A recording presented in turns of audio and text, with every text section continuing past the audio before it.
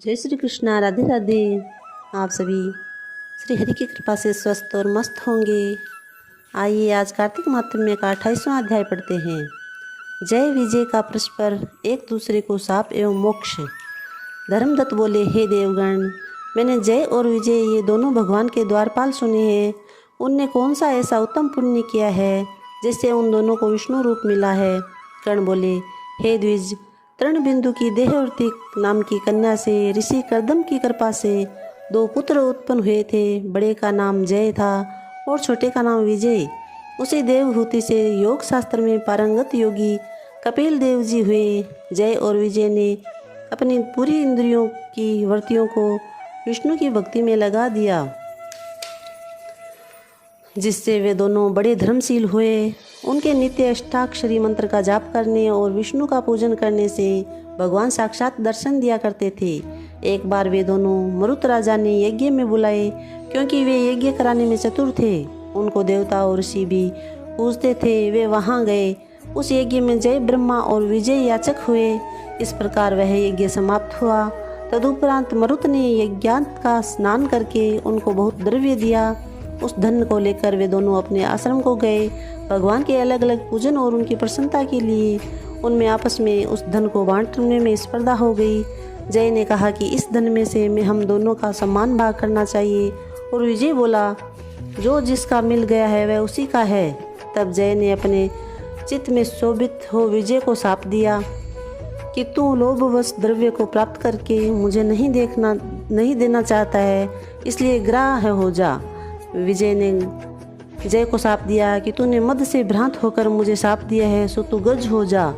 तब वे दोनों नित्य प्रति पूजन के समय भगवान के दर्शन करके उनसे सारा समाचार कह शाप का निवारण करने के लिए प्रार्थना करने लगे और बोले, हम दोनों आपके भक्त हैं, ग्रह और हाथी की योनि में कैसे जाएंगे, इसलिए हे कृपानिधि इस शाप से हमारा उद्धार कीजिए। श्री भगवान बोले कि मेरे भक्तों का वचन कभी झूठा नहीं होता और मैं उसको कभी टाल भी नहीं सकता। पहले एक बार मैं प्रहलाद के लिए खम्भ में से प्रकट हुआ, फिर राजा अम्बरीश के कहने पर 10 प्रकार से प्रकट हुआ। इससे तुम भी दोनों अपने किए हुए शापों का अनुभव करके मेरे पद को प्राप्त होगे। यह कहकर हरि अंतर ध्यान हो गए। गण बोले, तब वे दोनों ग्राह और गज बनकर गंडकी नदी के तट पर रहने लगे।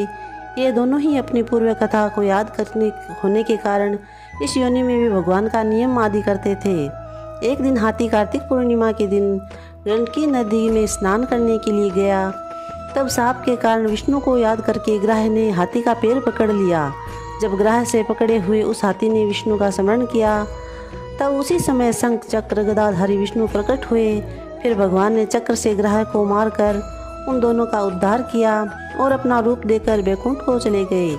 तभी से यह स्थान हरि क्षेत्र नाम से विख्यात हो गया। भगवान के चक्र के लगने से वहाँ के पत्थरों में चिन्ह हो गए, जो अब भी दिखते हैं। हे ब्राह्मण, जिनको तुमने पूछा था, सो वे दोनों जय विजय नाम से लोक में प्रसिद्ध है और विष्णु के प्यारे द्वारपाल है। इससे हे धर्मज्ञ, तुम भी नित्य विष्णु के व्रत में स्थित होकर मत्सरता और कपट को छोड़कर समदर्शी हो जाओ।